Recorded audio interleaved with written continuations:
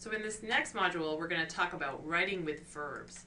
So this means using strong verbs, avoid turning verbs into nouns. We talked a lot about that as well last week.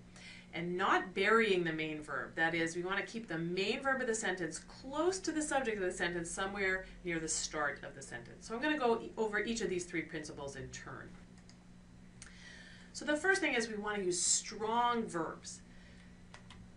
Verbs are what drive the English language. Verbs make sentences go. They make the sentence lively. They draw the reader in. So verbs are the most important element of your sentence. So we really want to focus on verbs and focus on writing with verbs. So I'm going to give you a little example that sort of illustrates this point. So I took a sentence from a novel and I did a little editing on it to illustrate a point. So I changed a few words. So here's my rewrite of the sentence.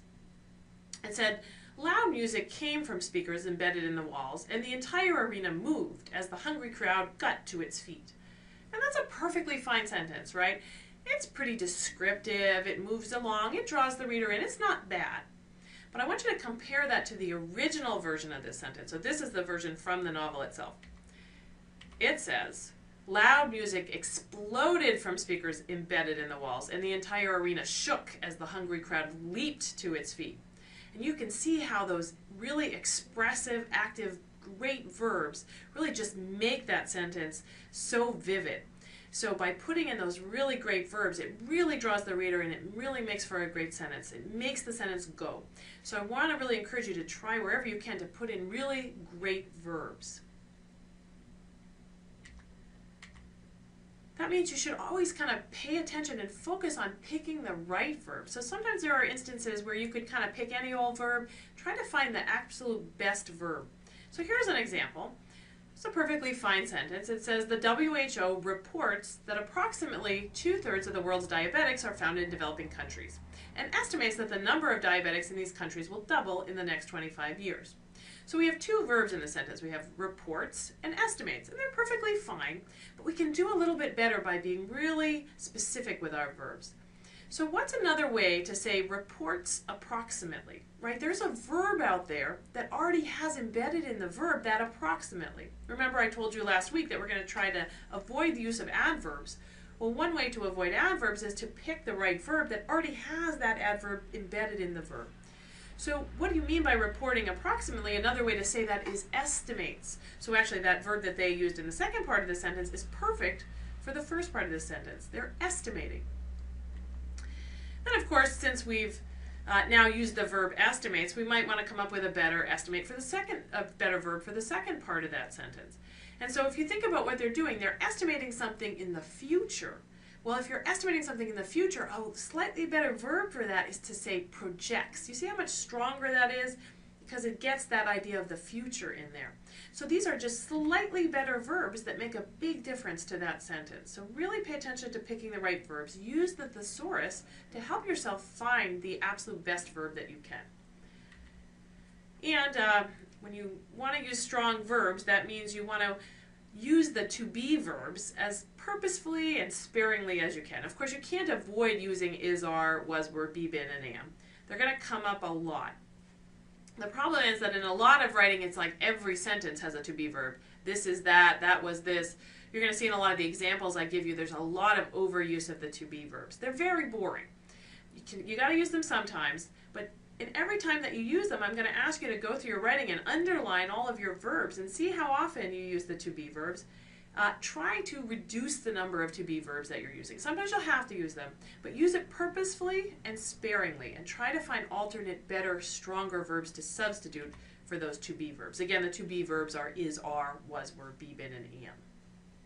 So really pay attention to using really good, strong verbs.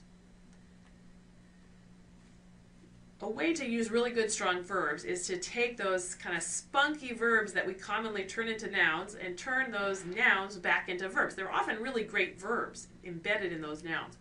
But for some reason, as we talked about last week, in the academic writing, in the scientific literature, we've gotten in the habit, this terrible habit, of taking verbs and turning them into nouns. So we're totally writing with nouns. So I want you to try to turn those nouns back into verbs and catch yourself doing this. there's lots and lots of instances where we use nouns where we ought to use verbs. And this is just very, very common. You're going to see this in a lot of the examples that I go over. So here's an example sentence.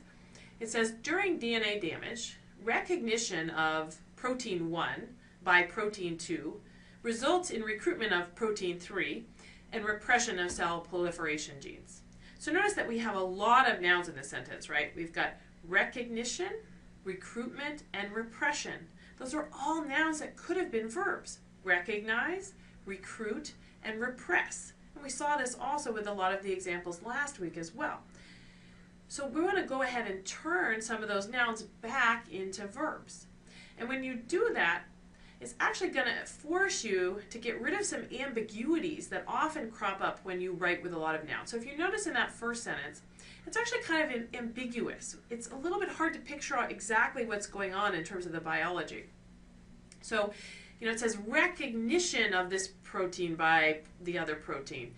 So what do you mean exactly by that? What does recognition of two proteins mean? And then it says results in recruitment. Does that mean it's an indirect recruitment? Is there another step in there, right? There's all of this ambiguity of exactly what's happening. And in fact, when I sat down to edit this sentence, this was for a student, I was editing her work, I actually had to go back to her and ask her, well, what protein is acting on what protein exactly? What are the sequence of events here? I need you to draw me a picture, because I couldn't tell from that first sentence. I couldn't edit it accurately because I didn't have all the information. That first sentence is really ambiguous. So I edited this with her approval and help into during DNA damage, protein 1 recruits protein 2 and protein 3, which together repress cell proliferation genes. So you can see now we're writing with verbs. That sentence is a lot more active. It's easier to get a picture, a concrete picture in your head of what's going on. I could now draw a picture of this. That sentence just moves along so much more nicely, and I know specifically exactly what's happening in that sequence of events. So it forces you to actually be very specific and really nail down what's going on. It forces you to say exactly who does what to whom in terms of the proteins. So watch out for this in your own writing. Try to get rid of some of these nouns and turn everything back into verbs. And there's just lots of examples of this. So here's a whole bunch of instances that we often see in this type of writing.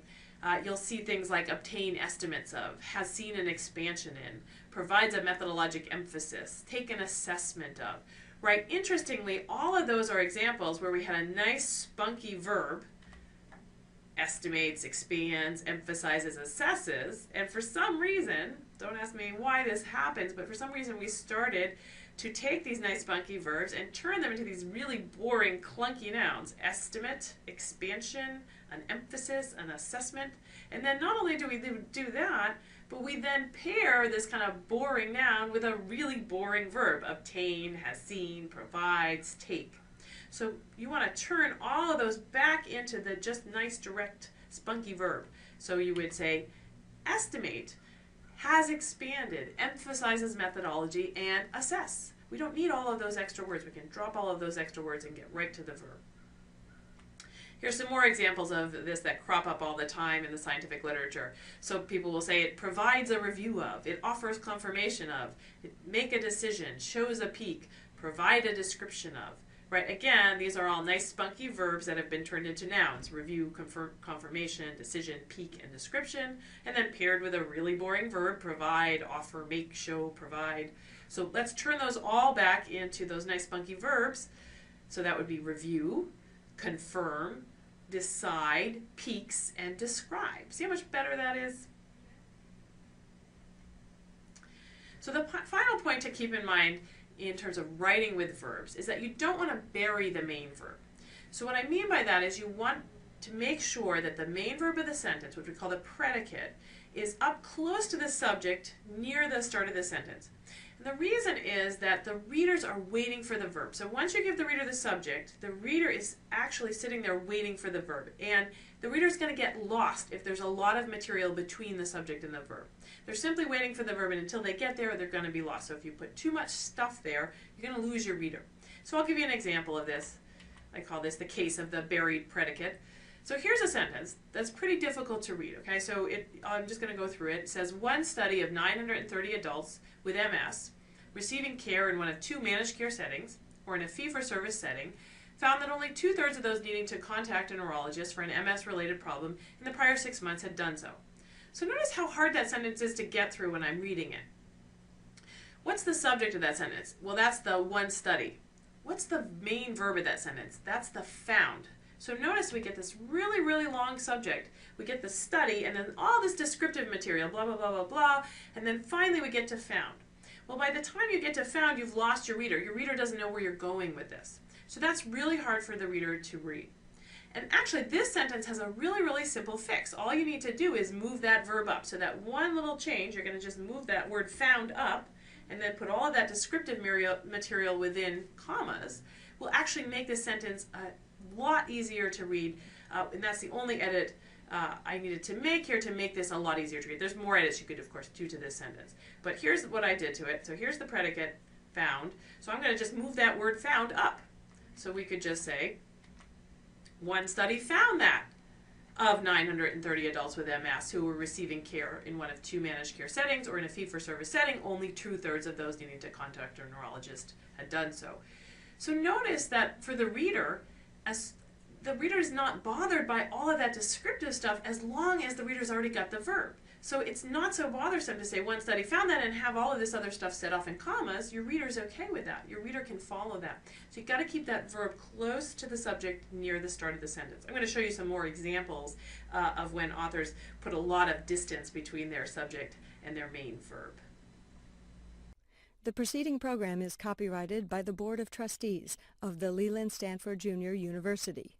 Please visit us at med.stanford.edu.